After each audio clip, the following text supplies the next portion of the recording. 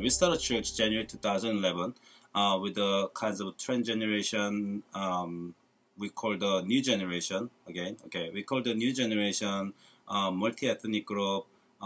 So far Pan-Asian group, and it was about the young people who want to build up the new church. So as we located in the San Jose, so we want to build up the church. This is an experimental church with a specific group who build up their own church.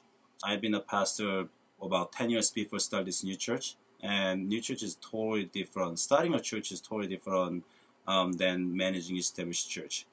So we had to build up everything new and differently, and we had to have a goal. So whatever we build up, we should ask why we do this.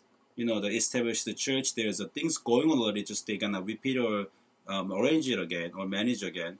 But whatever, even event or ministry, whenever we do something, we always talk about why do we do this. What I see is the members change. They are transformed. So they came to church with just thought, the idea that they want to build up new church. They want to plant a new church. But planting church cannot happen without transformation of members, without commitment, without sacrifice of church members and pastor too.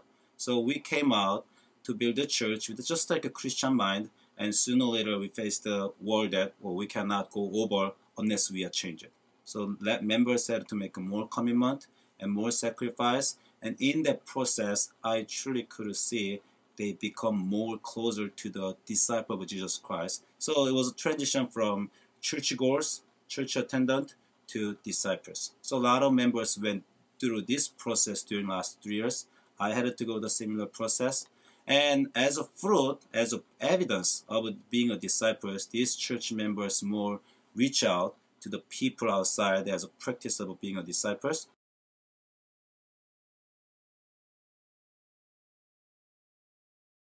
We thought about who we are, we thought about where we are, we thought about what we could do. And then the who we are, as I said, this second generation, they all went through some kinds of difficulty when they were young because their parents could not help them. Parents, first generation, because of a language, because of a culture, because of finance, first generation could not support them in all these three matters. So they went through some difficulty when they were young. Maybe definitely their parents could not help their homework well, but they supported them financially to send them some institute. So there's the unbalance, the growth, and they experienced that difficulties. And then we thought about our location, and in this CAMPBELL, that's the northwest side of CAMPBELL is a whole the Latino population, and we found that they may go through the same difficulties when we were young, as they have a first generation pastors. So as a small church, that we didn't have much money, but we found we have a manforce. We have people who have a passion and who experienced the difficulties when they were young. So we start building up what we can do for this congregation, and then we focus that what it can do is maybe education, because we are very education oriented community, and we went through difficulty when we were young for the education. So we thought we can help the these neighbors and the community by providing equal education opportunity. And we found in California, when the government finance didn't go well, the lot of extracurricular program, afternoon program, they shut down. They are all open to only the private now. So the rich people, whether government provide a free afternoon program or not, they don't have any problem, because if the government doesn't provide a program, then they can send their children to private institute to provide the same quality education with their own ability. But poor people, underprivileged people, if government doesn't provide a free program, they couldn't provide the same chance to their children. So we wanted to fill that gap. As a church, we wanted to do it. So we start a free afternoon school in the beginning, and we start providing any extracurriculum class. We thought about tutoring, study help, and music class, and sports class. So that's what all our congregation could provide it. So we had a lot of volunteers, and we opened a free afternoon class in the beginning. Now we settle down 2 times a week, Sunday afternoon and Wednesday evening. We provide a tutoring and sports class, volleyball, and music class, some music instrument. And also we found the parents, they come with the children and stay in our campus. So we want to provide a program for parents too. So we now provide an ESA class and yoga class for the parents who wait for their children. And we found that more and more people come. So in the beginning, we start providing just a class for them.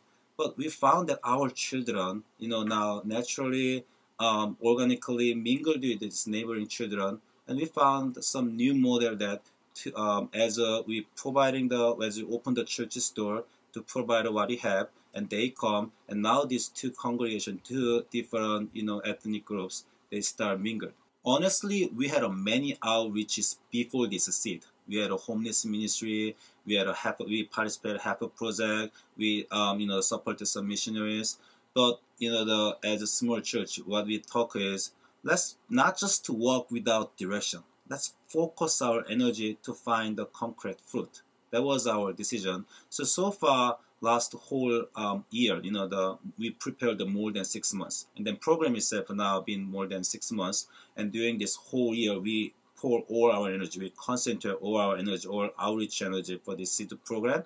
And now it's a kind of a stable level. So we slowly now talking about doing something else, because everybody in our congregation, they have a different vision. Many of them right now have a vision for seed, but some other people have a vision for homeless. Some other people have a vision for the human trafficking. Some other people have a vision for the mission. So now we start developing more various, diverse, the outreach program. Just recently we started again. I want to build a model church. For the first of all, this the second generation Asian population, a lot of them still stay in their parents' church, but they want to be independent, but kind of fear they have. What if they fail? But as we start very small number of congregation, and then if we can successfully build this church, then I think it can encourage a lot of the next generation, second generation, challenge to start their journey to build their own congregation. So I want to build a model church. And also, as we're doing this Spanish ministry, as you said, there's a good, the relationship between this Latino population, Asian population, and I don't think it's kind of really tested in any place. So if we successfully these two congregations merged or mingled or create something between these two groups, and that we can invite the other or diverse ethnic group in every the ethnic group, I believe this church can be a kind of model church, can show a lot of churches here and there, what kinds of ministry they can develop, and then what challenge they can go through, and what can they create it. I hope that we challenge other churches to being a model church, and practically we want to plant more churches through this ministry.